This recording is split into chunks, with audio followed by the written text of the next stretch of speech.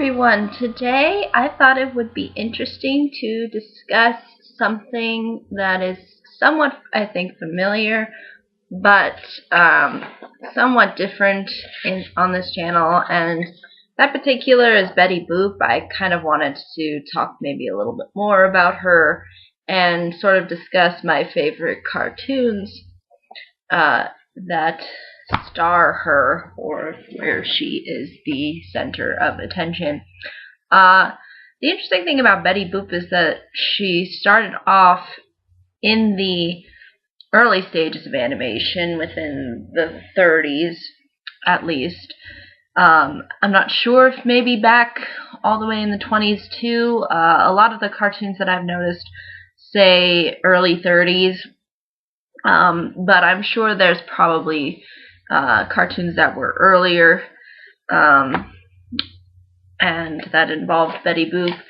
But in a nutshell, Betty Boop sort of is a figure that's different from what we usually associate with when it comes to animation. Usually, I think a lot of the main characters in particular that were animated were focused on being more animalistic or more characterized as being animals. Again, we have Mickey Mouse, we have also Popeye, who's technically a male figure. So again, it's not only the fact that the majority were focused on being animals, again Felix the cat, but also because not a lot of them were in particular female, that were the main sort of star or center of attention. It was usually a lot of male-dominating characters. So I think Betty Boop was sort of the first one to be sort of that female figure, and you could, I guess, regard her as the sexy female figure of the time, especially with her voice. Some people may find her voice very chalkboard scratch sounding, because it's just very whoopy and not in a way that we talk today, because back then that was a very popular kind of, that was like the sexy voice back then, was when women spoke in that way, it was somehow appealing for some reason. There's a lot of innuendos too, as you'll notice within some Betty Boop cartoons, which again, when I get to my favorites, I'll sort of mention that. But it does seem like that she was focused on being a more adult-like character. However, I think there's a lot within the Betty Boop cartoons that do appeal to kids, and I don't think that they would really get the maybe the possible innuendos that certain cartoons try to establish, at least the older cartoons. There's some cartoons, though, that may offend some people in regards to race or drugs. In particular, for some reason, Betty Boop has that sort of negative connotation tied with it, at least when I was doing my research. But I only think it makes sense because, again, as I will mention, a lot of the cartoons are also fairly trippy and out there. So without further ado, let me discuss the ones that I think are very interesting and the most enjoyable to watch. The first cartoon that I'm going to mention is probably the most famous one, and that is Minnie the Moocher.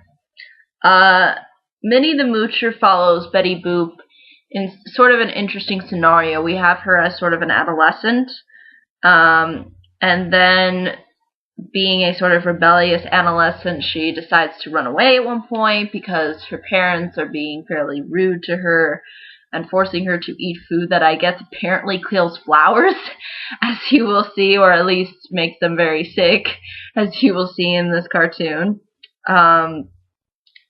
And so she decides to run away with one of her friends, and ultimately they end up going into this really crazy trip.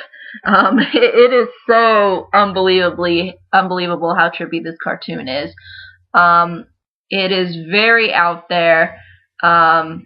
It's it's designed to sort of appeal to, I guess, um, the the ability of animation to completely escape the real world. Like, a lot of animation, at least the earlier ones, were, I think, designed to be very trippy. However, I think, in particular, Mickey Mouse cartoons are probably a little bit more grounded compared to the Fleischer-like cartoons. Again, they were the ones responsible for Betty Boop and Popeye and such. So, they focused on, I think, being sort of the Warner Brothers of the 1930s by being very out there and completely nonsensical. And a lot of this cartoon really is nonsensical. A lot of the things that are within the cartoon do not really make any sense at all. But they do have a really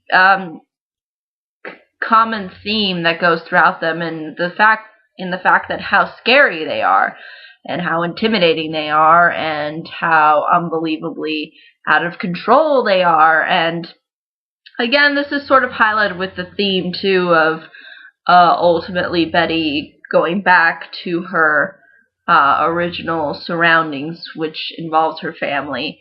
So again, I think this kind of rebellion was really trying to speak to those who maybe were going down this sort of rebellious path, excuse me. And it's really strange because they have like this walrus-like character. I don't know what it's really supposed to be, but I think it's a walrus. And he sings a song, and it's sort of he sort of sings the song about this woman who's supposed to be named Minnie, and she's apparently a moocher because she feeds off of other people's resources and money. And I think that's kind of ties into what's going on, because again, taking advantage of, your parents and, them providing you food, but then you refusing to eat it. And obviously back in the 30s, especially when we have the Great Depression, it only makes sense that, you eat whatever you can get. And I think it was trying to emphasize the point that, people who ultimately try to use people for money, or who don't appreciate their surroundings, will ultimately find themselves in a very, very dark place. And I think that's really what the cartoon was really trying to say in a nutshell. And I think it's really interesting. I think it's very insightful for a cartoon, and it's so out there. Some things don't make sense at all. So be prepared for that. But it's a really fun cartoon, and how it addresses sort of a common theme. And I think it really works to the cartoon's advantage for it being so out there and so completely absorbed in trying to be this very trippy experience. It's kind of like Dumbo when he's drunk. The Pink Elephants on Parade. That's I would say probably this trip is fairly similar, with things not making sense and things kind of just being creepy and intimidating. So it's definitely, I think, one cartoons that I think emphasizes a point in particular to Betty. And I don't think that's something that we see in a lot of the Betty Boop cartoons, so I think that one in particular is the one that at least stands out to me. Now the next one I'm going to briefly discuss is actually an adaptation. Interesting thing is Betty Boop did also fairy tales, kind of like adaptations, similar to the Silly Symphonies, who did like story adaptations. Betty Boop sort of did the same thing, except with fairy tales, which Disney eventually made into feature-length films. And one of those fairy tales was Cinderella, except this one is called Poor Cinderella. And what I like about this cartoon is that it breaks down the storyline in a very concise and short manner that I think works to the story's advantage.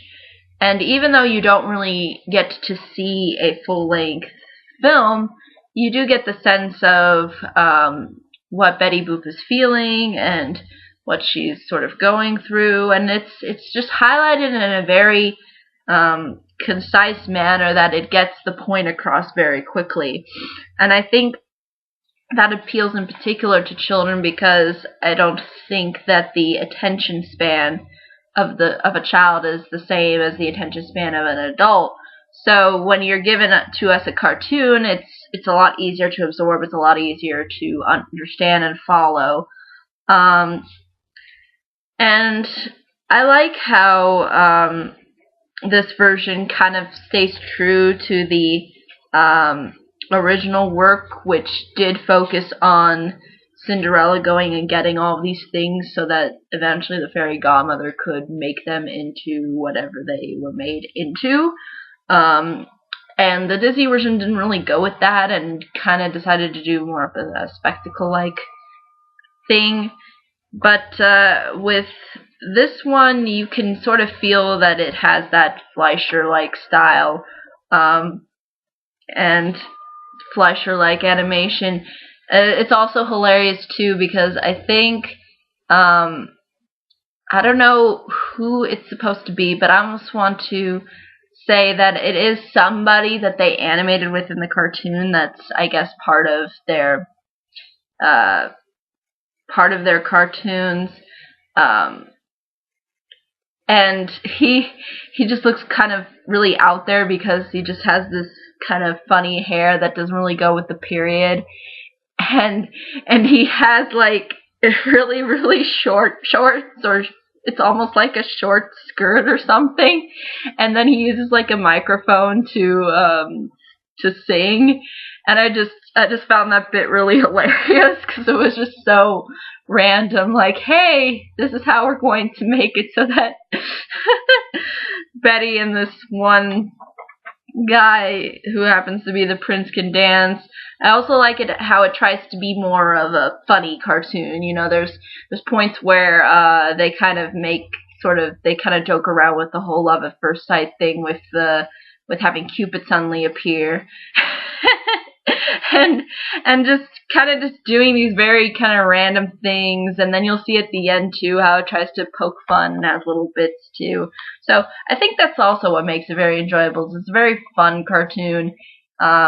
The interesting thing this was the only cartoon that I could find that was in color. Actually, I think it was originally black and white. Apparently Betty Boop's a redhead. I did not know that, but that's really major. That's really what the cartoon focuses on, and I think it really works, and it comes off just as strong as a full-length feature film can.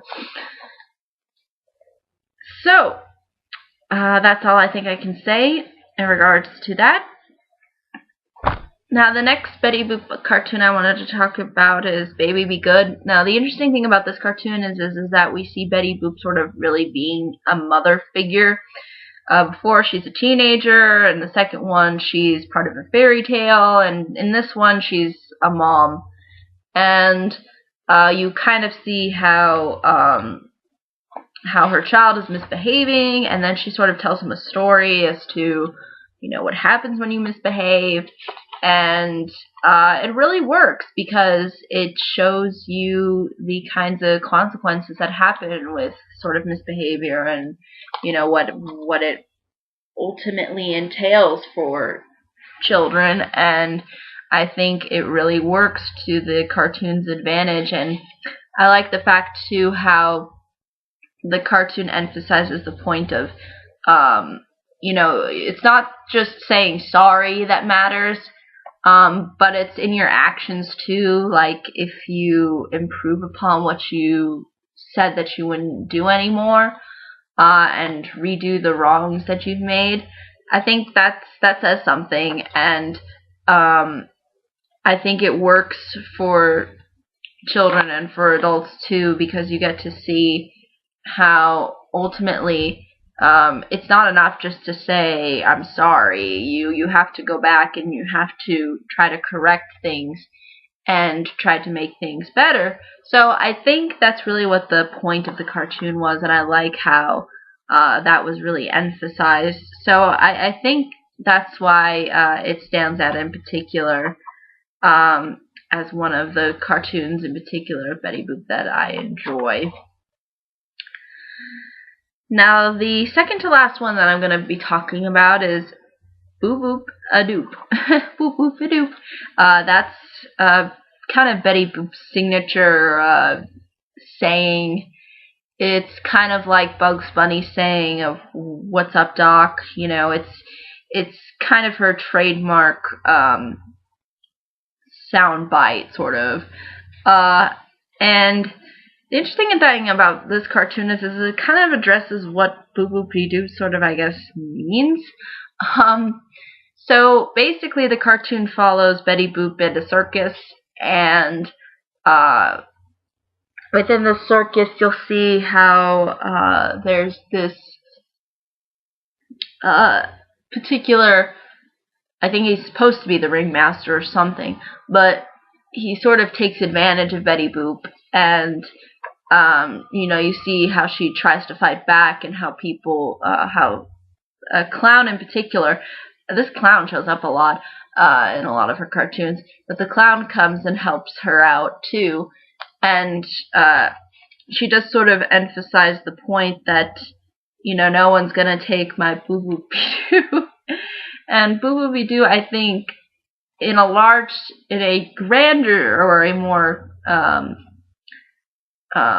larger sense, represents sort of innocence. Like, you can't take away who I am as a character. And I think that's really what the cartoon was trying to emphasize, because Betty Boop is often emphasized as being a fairly innocent character, even though she is dressed kind of provocatively for the time period. We probably wouldn't see it as so provocative, but back then it was probably fairly provocative. But regardless, there is this sort of, I guess, innocence to her, and how she ultimately wants to have that innocence and keep that innocence and have that be a part of her, of who she is. And I think this cartoon really emphasized this point, especially when she does not want to be taken advantage of. So I think it clearly works, and I think that's really how the message goes throughout the cartoon. So I believe that I could not mention that one in particular, especially when you get the Boop-Oop-A-Doop, or Boop-Oop-A-Doop. The last cartoon I wanted to mention is called A Little Soap and a Little Water, or A Little Soap and Water. And basically it follows Betty Boop and her dog. I think his name is Pudgy. This dog is just so unbelievably cute. Like, just he's like a ton of cat videos on the internet. He's just like this adorable looking little puppy, and he does not want to take a bath, which is funny because usually it's cats that don't really like taking baths. I don't know if dogs don't like taking baths really either, but I've noticed that more cats don't like baths for some reason, or don't like water. And the funny thing is that you see how, despite the dog not wanting to take a bath, there's this insistence on Betty that, no, you're going to take your bath. And it's sort of funny and cute, the various obstacles that happen as she tries to get this dog to finally take a bath. And then you kind of see what ultimately ends up happening anyway as a result of the bath. But I just find it to be one of the more simplistic Betty Boop cartoons, and it being just very cute and innocent and full of fun, and just seeing the character just do something very simple and just trying to get a dog to bathe, and her being, I think, insistent on certain things and not letting people sort of run her life, I think, is what's made Betty Boop in particular sort of stand out. And you'll see this assertion in other, I think, female characters, cartoon characters in particular during the time. But I think Betty Boop is really noted for this aspect, especially when it's sort of reiterated throughout her cartoon sort of history. And I think this last one sort of emphasizes that point. But regardless, though, I think that's really all I can say about these cartoons. I'll be sure to put links below so that you can enjoy them at your own free will. And I will see you all tomorrow. Bye-bye. And Boop-Oop-A-Doop.